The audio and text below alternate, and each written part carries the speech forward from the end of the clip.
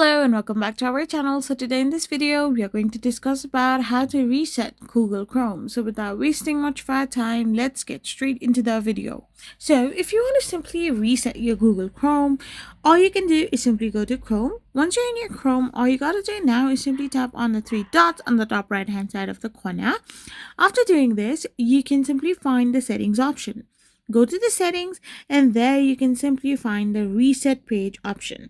You can simply go and tap on reset section by simply turning off all the menus or changing it to default.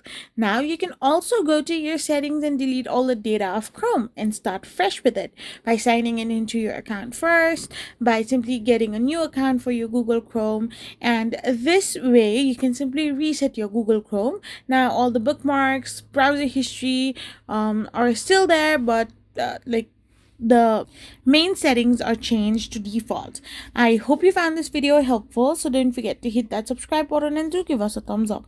We will be back again with more informative videos. Thank you for watching.